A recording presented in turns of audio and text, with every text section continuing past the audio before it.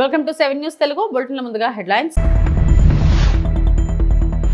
5వ అటల్ వద్ద అటల్ బిహారీ వాజ్పేయికి నివాళులు అర్పించిన ప్రధాని నరేంద్ర మోడీ.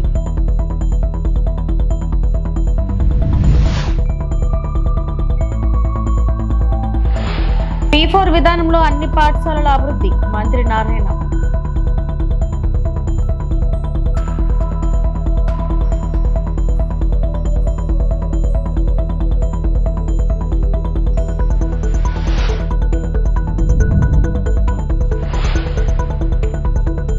కడెం ప్రాజెక్టుకు పోటెత్తిన వరద 17 గేట్లు ఎత్తి దిగువకు నీటి విడుదల.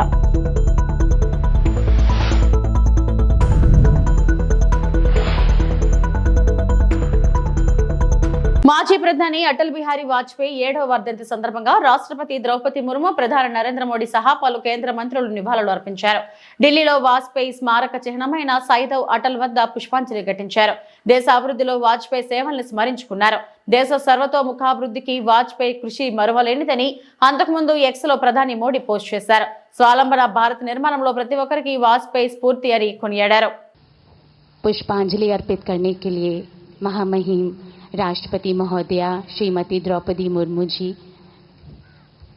माननीय प्रधानमंत्री श्री नरेंद्र मोदी जी, माननीय रक्षा मंत्री श्री राजनाथ सिंह जी, लोकसभा अध्यक्ष श्री ओम बिरला जी, राष्ट्रीय अध्यक्ष श्री जगत प्रकाश नड्डा जी पुष्पांजलि के लिए इस प्रांगण में आ रहे हैं. हिंदुस्तानी सियासत पर कभी न मिटने वाला हस्ताक्षर, देश की आज़ादी का प्रमुख सिपाही, दिग्गज पत्रकार, ओजस्वी वाणी व तेजस्वी व्यक्तित्व से ओतप्रोत एक श्रेष्ठ कवि, ये सभी विशेषताएं किसी एक व्यक्ति में शामिल हो तो जो तस्वीर नजर आती है वे श्रद्धेय अटल जी की है. मूल्यों और आदर्श आधारित अपनी महामहिम राष्ट्रपति महोदया जी श्रीमती द्रौपदी मुर्मू जी इस प्रांगण में पुष्पांजलि हेतु आ रही हैं. श्रद्धेय अटल जी हम सभी के लिए आदर्श,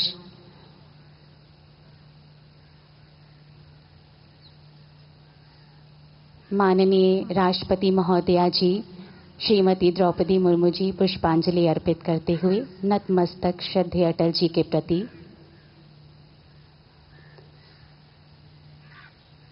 मूल्यों और आदर्श आधारित अपनी राजनीति से भारत में विकास और सुशासन के युग की शुरुआत करने वाले जन जन के प्रिय श्रद्धेय अटल जी को हम नमन करते हैं. माननीय राष्ट्रपति महोदया जी नतमस्तक होते हुए श्रद्धांजलि अर्पित कर रही हैं. अब भारत के प्रधानमंत्री श्री नरेंद्र मोदी जी पुष्पांजलि अर्पित करेंगे श्रद्धेय अटल जी को. माननीय प्रधानमंत्री श्री नरेंद्र मोदी जी नतमस्तक होते हुए श्रद्धांजलि श्रद्धेय अटल जी को अर्पित कर रहे हैं.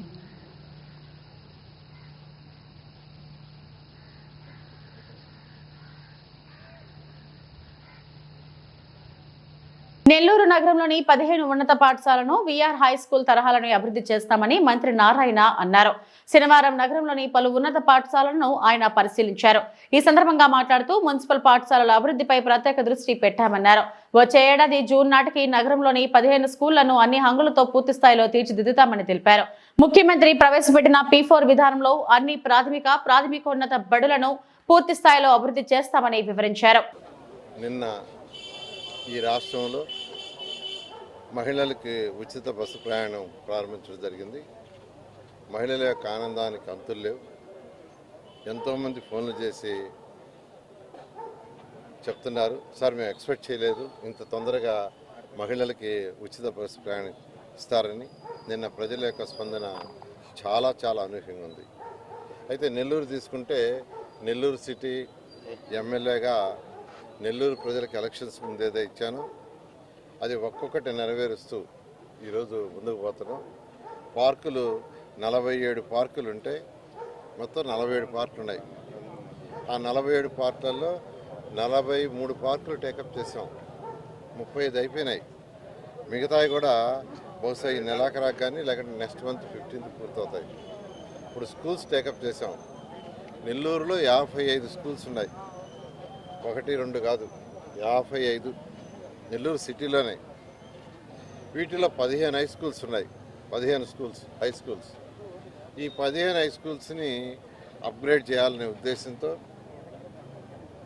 విఆర్ హై స్కూల్ని యాక్చువల్గా టేకప్ చేశాను. విఆర్ హై స్కూల్ని మా పిల్లల యొక్క సపోర్టు మరియు ఎన్సిసి కంపెనీ వాళ్ళ సపోర్టు ఒక ఇంటర్నేషనల్ స్టాండర్డ్ కంటే బెటర్గా తీర్చిదిద్దారు. ఒక ఇంటర్నేషనల్ స్కూల్ కంటే ఎంతో చాలా బ్రహ్మాండంగా తీర్చిదిద్దారు. అక్కడ ఎడ్యుకేషన్ కూడా క్వాలిటీ ఆఫ్ ఎడ్యుకేషన్ చేస్తున్నారు. అదే పద్ధతిలో నెల్లూరులో ఉన్న అన్ని స్కూల్స్ 2029 ఎలక్షన్స్ కల్లా ఏ స్కూల్స్ అయితే చేయాలో చేయడానికి నిర్ణయించుకొని ఫస్ట్ ఫేజ్లో హై స్కూల్స్లోనే లోయర్ కాస్ట్ అంటే new education act, central new education act ప్రకారం నర్సరీ టు 12th ఈ 15 స్కూల్స్లో వచ్చే విధంగా వర్కౌట్ చేస్తున్నాం. సీఎం చంద్రబాబు ఏ కార్యక్రమమైనా మాపై బురద జల్లే కార్యక్రమాలు చేస్తున్నారని వైసీపీ నేత మాజీ మంత్రి అంబటి రాంబాబు పేర్కొన్నారు. పులివెందులకు స్వాతంత్రం వచ్చిందంట, ఇంతవరకు అంత దుర్మార్గమైన ఎన్నికలు ఎక్కడా జరిగి ఉండదు. అందరూ ఓటు హక్కు వినియోగించుకుంటే గ్రామాల్లోకి వెళ్లి సీరా చుక్కలో చూపించాలి. వాళ్ళు విడుదల చేసిన ఫోటోలని Jammalamadugu market yard chairman vote వేయటానికి క్యూ లైన్ లో ఉన్నారు. దౌర్భాగ్యమైన పాలన చేస్తూ మాపై అబండాలు వేస్తున్నారు. చంద్రబాబుకు ఆయన చెల్లెళ్లు రాఖీ కట్టిన సందర్భం ఉందా అని అంబటి రాంబాబు ప్రశ్నించారు. పులివెందుల ఒంటిమిట్ట దీనిలో ఇవాళ పవన్ కళ్యాణ్ గారు కూడా చెప్పారు, లోకేష్ గారు కూడా చెప్పారు, అద్భుతంగా జరిగిందంట ప్రజాస్వామ్యం. అక్కడ స్వాతంత్రం వచ్చిందంట. మీరు అందరూ చూశారు కదా ఎంత దౌర్భాగ్యమైన ఎన్నికలు జరిపారు. బహుశా ఈ రాష్ట్ర చరిత్రలోనే కాదు దేశ చరిత్రలోనే ఏ విధంగానూ జరగనటువంటి ఎన్నిక, ఒక దుర్మార్గమైనటువంటి ఎన్నిక. ఆ ప్రాంతంలో ఉన్నటువంటి ప్రజానీకం ఓట్లు వేసుకోనటువంటి పరిస్థితి ఏర్పడింది. పక్క గ్రామాల నుంచి వచ్చి ఓట్లు వేశారు. వాళ్ళని పట్టుకునేవాడు నాకు అర్థం కావట్లే. ఈ మొత్తం 10,601 ఓట్లు ఉన్నాయి కదా, దానిలో పోలైన ఓట్లను మీరు ఒకసారి లెక్కేస్తే ఆ గ్రామాల్లో తిరిగితే ఎవరి వేలు మీద లేదు. కారణం ఏంటంటే శ్రీరామకు లేదు. కారణం ఏంటంటే వాళ్ళు కాదు వేసింది. జమ్మలమడుగు నుంచి వచ్చారు, పక్క గ్రామాల నుంచి వచ్చారు, పక్క నియోజకవర్గాల నుంచి వచ్చారు. ఇంత దారుణంగా చేశారు. మళ్ళీ చిత్రమైన విషయం ఏంటంటే ఎవరు స్లిప్ వేశారట దానిలో. ఏమండి 30 సంవత్సరాల నుంచి మేము అసలు ఓటకు వినియోగించుకోలేదు, ఈసారి వినియోగించుకున్నాం దండం బాబు అని ఎవరు వేశారో నాకు అర్థం కాల. బహుశా జిల్లా కలెక్టర్ వెళ్ళాడు, ఆయన వేసాడేమో, లేకపోతే ప్రవీణ్ వెళ్ళాడు, ఆయన వేసాడేమో, లేకపోతే మీరు చూశారో లేదో లోకేష్ ఒక ట్వీట్ చేశాడు, బ్రహ్మాండంగా జరిగింది, అద్భుతంగా జరిగింది అని లైన్లో నుంచున్నారు. దానిలో ముందు ఒక ఆయన ఉంటాడు గడ్డం వేసుకుని, ఆయన ఎవరు తెలుసా? ఆయన ఆ పక్కన ఉన్నటువంటి అదేది మన జమ్మలమడుగులో ఉన్నటువంటి మార్కెట్ యార్డ్ చైర్మన్ ఆయన వేసి ఉంటాడు బహుశా. లేకపోతే కలెక్టర్ గారు జేబులో చేతులు పెట్టుకుని ఉంచున్నాడు కదా, ఒక ట్వీట్ చేశారు, మళ్ళీ తీసేశారు. అప్పుడు ఇద్దరు వేశారు, వాళ్ళు కూడా జమ్మలమడుగు వాళ్ళే. వాళ్ళు వేశారో స్లిప్ నాకు అర్థం కాల. అసలు ఆ గ్రామంలో ఉన్న వాళ్ళు ఓట్లే వేయినప్పుడు ఇంకా స్లిప్లు ఏమేస్తారు? కామన్ సెన్స్ గురించి, భాష గురించి స్వాతంత్ర దినోత్సవం సందర్భంగా సీఎం రేవంత్ రెడ్డి మాట్లాడాల్సిన అవసరం ఏముంది? దాని గురించి ఎవరికి ఉపయోగమని మాజీ మంత్రి నిరంజన్ రెడ్డి ప్రశ్నించారు. మరి కామన్ సెన్స్ ఉంటే రైతుల బాధలు తీర్చండి అని సీఎంకు నిరంజన్ రెడ్డి చురకలంటించారు. తెలంగాణ భవన్ లో నిరంజన్ రెడ్డి మీడియాతో మాట్లాడారు. ఎవరు అడగనివి కొన్ని చెప్తుంటాడు ముఖ్యమంత్రి, ప్రజలు అడగంది ప్రజలకు ఆసక్తి లేనిది. ఆ భాష గురించి ఎవడు అడిగిండండి? ఇండిపెండెన్స్ డే స్పీచ్లో ఎవడని అడుగుతాడు? అవసరమే ఉంది. ఆ ఇంగ్లీష్ భాష గురించి ఎందుకు? ఎవరి సబ్జెక్ట్ అది? ఎవరు ఎత్తుకున్నారు? ఎవరు అడిగినారు ప్రజలు? అది కామన్ సెన్స్ ఉంటే చాలు. ఇంగ్లీష్ ఎవడని అడిగిండా నీకు ఇంగ్లీష్ ఎందుకు రాలేదని? లేకుంటే రావాలని ఎవరైనా కండిషన్ పెట్టినరా? నువ్వు ఇప్పుడు ఓట్లు వేస్తున్నాం కానీ తర్వాత నువ్వు ఇంగ్లీష్ నేర్చుకోని ప్రజలు ఏమైనా చెప్పినరా? భాష వస్తే రాకుంటే దాని పెద్ద ఇష్యూ కాదు, అది ఎవరు కూడా చెప్పలే. కానీ నేను గుర్తు చేస్తున్నా, మేమెవరని చెప్పిన మాట కాదు ఇది. మీకు మద్దతు ఇచ్చినటువంటి మేధావి మీ రాహుల్ గాంధీ భావి ప్రధాని అవుతాడని బహిరంగంగా ప్రకటించేటువంటి ఒక మేధావి గారు ప్రొఫెసర్ కంచె అయలయ్య గారు ఆయన స్వయంగా వందల వేదికలలో చెప్పిండు. రాహుల్ గాంధీ ముందు పోయి ప్రజెంటేషన్ కూడా ఇచ్చిండు ఆయన. నువ్వు కులగణన తీసుకున్నది, తర్వాత ఓబీసీల గురించి తీసుకున్న ఉద్యమం చాలా గొప్పది, స్ఫూర్తిదాయకమైంది, శాల్యూట్ అని చెప్పిండు. సంతోషం, ఓకే, హ్యాపీ. కానీ ఆయన ఇంకో మాట చెప్పిండు, ఈ ఆంగ్ల భాష అనేటువంటిది మా బీసీల చెంతకు రాని కారణంగానే, మా బీసీలకు నేర్పని కారణంగానే ఇగో మేము వెనకబడ్డాము, ఇది యథార్థం అని చెప్పిండు ఆయన. రాహుల్ గాంధీ గారు దాన్ని స్వీకరించి ఆయన ట్వీట్ చేసిండు.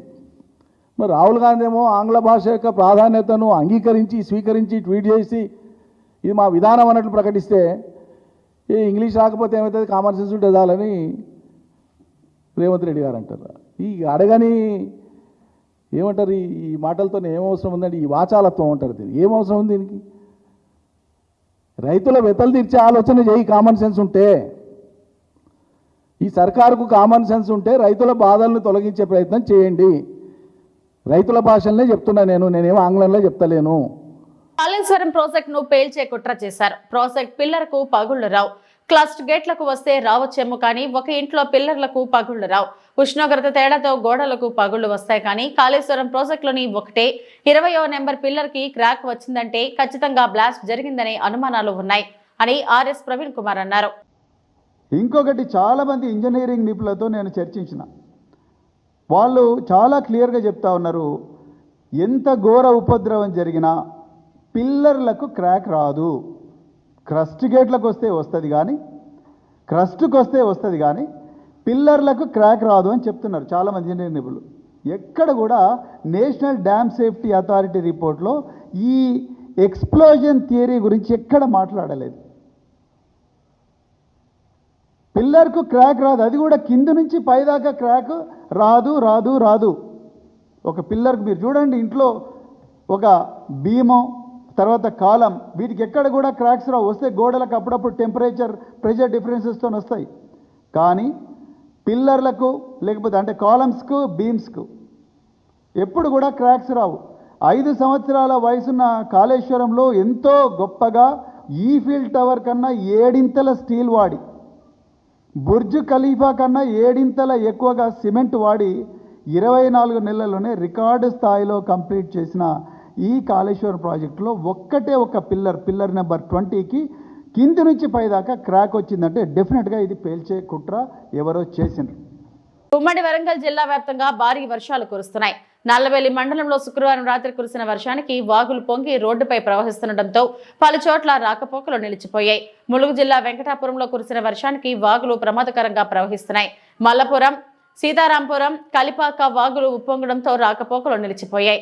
జయశంకర్ భూపాలపల్లి జిల్లాలోని పెగడపల్లి, కేశపూర్ గ్రామాల మధ్య ఉన్న పెద్దవాగు ఉధృతంగా ప్రవహిస్తుంది.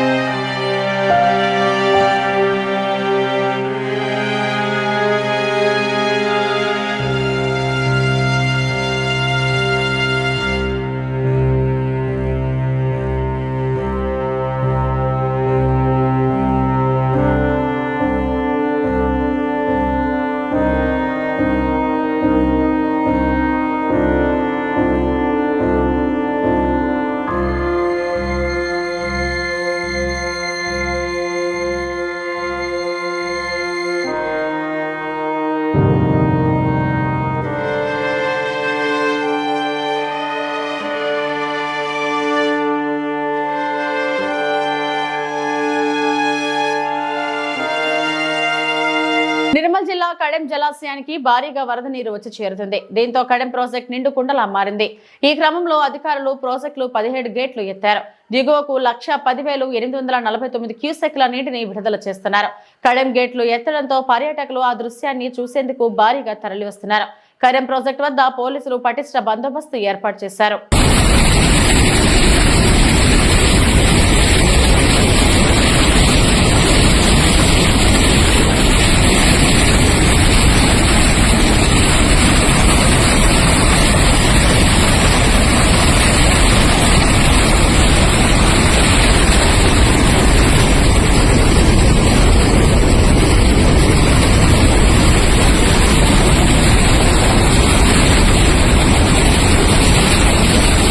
ప్రముఖ పుణ్యక్షేత్రం ఏడుపాయల వనదుర్గామాత ఆలయం మూసివేత. సింగూరు ప్రాజెక్ట్ గేట్లు ఎత్తడంతో అమ్మవారి ఆలయం వద్ద ఉధృతంగా ప్రవహిస్తున్న మంజీర నది వరద ఉధృతి తగ్గిన తర్వాత ఆలయాన్ని తెరుస్తామన్న అధికారులు. అప్పటి వరకు రాజగోపురంలో అమ్మవారి ఉత్సవ విగ్రహానికి పూజలు కొనసాగుతాయని వెల్లడి.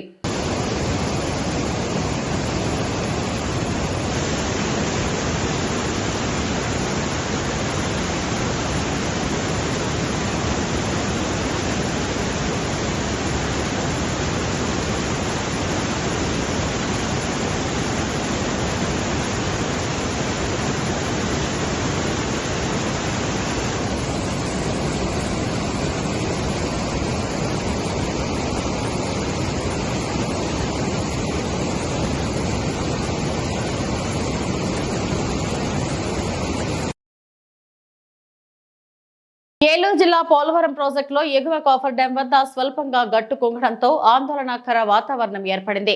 అప్పర్ కాఫర్ డ్యాం ఎడమ వైపు ఎగువన 10 అడుగుల వెడల్పు 7 నుంచి 8 అడుగుల లోతున గట్టు కిందకు జారింది. శుక్రవారం ఉదయం దీన్ని గుర్తించిన అధికారులు వెంటనే స్పందించి యుద్ధ ప్రాతిపదికన ఆ ప్రాంతాన్ని పటిష్టపరిచే పనులు పూర్తి చేశారు. ఇటు ఎగువ కాఫర్ డ్యాం నుండి సీఫేజులు కూడా ఎక్కువగా ఉండటంతో నాణ్యతా లోపం కనబడుతుంది. ప్రస్తుతం పోలవరం వద్ద గోదావరి నీటి మట్టం 28 మీటర్ల వద్ద ఉంది. పైగా ఎగువనే జారడం తప్ప దిగువ నుంచి ఎలాంటి సమస్య లేదని, దిగువన ఇప్పటికే బట్రస్ డ్యాం నిర్మాణం పూర్తి చేసినందువల్ల ఎగువ కాఫర్ డ్యాం కట్టడానికి వచ్చిన సమస్య ఏమీ లేదని జలవనరుల శాఖ ఇంజనీర్ ఇన్ చీఫ్ నరసింహమూర్తి తెలిపారు. ఆయనతో పాటు పోలవరం ఎస్సీ రామచంద్రరావు ఆ ప్రాంతాన్ని సందర్శించి గట్టు అంటలు జారినంత మేర పటిష్టపరిచే పనులు చేయించామని తెలిపారు.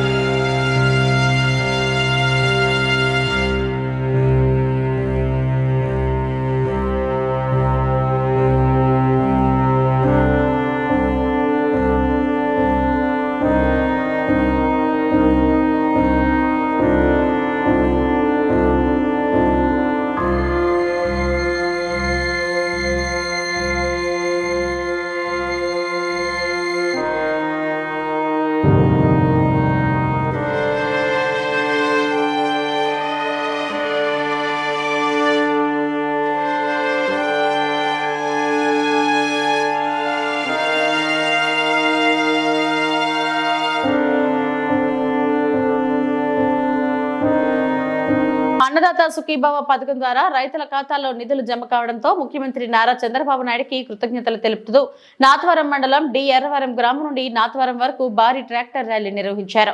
కార్యక్రమంలో స్పీకర్ అయ్యన్న తనయుడు కౌన్సిలర్ చింతకాయల రాజేష్ పాల్గొన్నారు. సుమారు 150 ట్రాక్టర్లతో డి ఎర్రవరం నుండి నాతవరం బస్ సెంటర్ వరకు ర్యాలీ కొనసాగింది. అనంతరం ఎన్టీఆర్ విగ్రహానికి చింతకాయల రాజేష్ పూలమాల వేసి నివాళులు అర్పించారు. తర్వాత ఏర్పాటు చేసిన సభలో రాజేష్ మాట్లాడుతూ కూటమి ప్రభుత్వం ప్రతిష్టాత్మకంగా సూపర్ సిక్స్ పథకాలు అమలు చేస్తుందని గర్వంగా ఉందని పేర్కొన్నారు. ఎన్నికల సమయంలో ఇచ్చిన హామీలలో భాగంగా అన్నదాత సుఖీభవ పథకం కింద ప్రతి రైతుకు ఏడాదికి 20,000 అందజేస్తారని తెలిపారు. మొదటి విడతలో భాగంగా రైతుల బ్యాంకు ఖాతాల్లో 7,000 జమ అయిందని, రెండో విడతలో మరో 7,000, మూడో విడతలో మరో 6,000 జమ అవుతుందని వివరించారు. నియోజకవర్గంలో సుమారు 35,000 మంది రైతులకు సంవత్సరానికి 68 కోట్లు ఈ పథకం లబ్ధి చేకూరుతుందని తెలిపారు. కార్యక్రమంలో తాండో chairman Karaka Satyanarayana, market yard chairman Gowreddy Venkataramana, నియోజకవర్గ జనసేన ఇన్ఛార్జ్ సూర్యచంద్ర, 3 మండలాల పార్టీ అధ్యక్షులు, నాయకులు, అధిక సంఖ్యలో రైతులు తదితరులు పాల్గొన్నారు.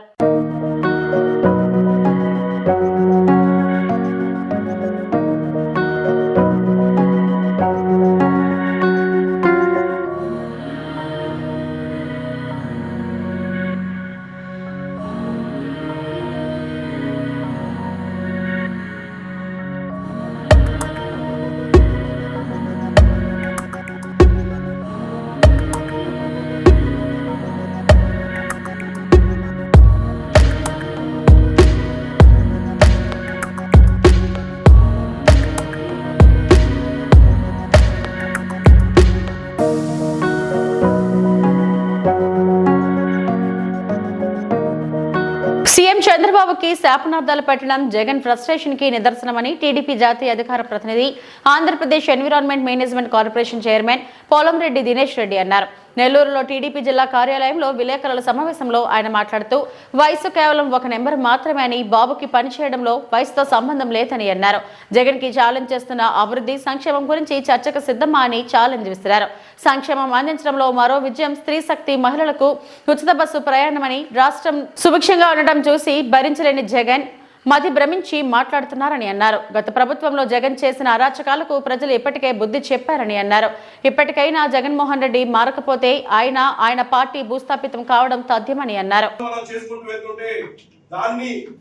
జగన్మోహన్ రెడ్డి గారు ప్రెస్ మీట్ పెట్టి ఆయన మాట్లాడిన వ్యాఖ్యలు ఏవైతే ఉన్నాయో అవన్నీ కూడా చాలా అనుచిత వ్యాఖ్యలు. ఒక పక్కన జగన్మోహన్ రెడ్డి గారు నారా చంద్రరెడ్డి గారికి వయసు అయిపోతుందని చెప్పి ఆయన నరకానికి వెళ్తాడని చెప్పి ఇలాంటి అనుచిత వ్యాఖ్యలు చేసి ఇవాళ జగన్మోహన్ రెడ్డి గారు ఏం ప్రూవ్ చేయాలనుకుంటున్నారో నాకైతే అర్థం కావట్లేదు.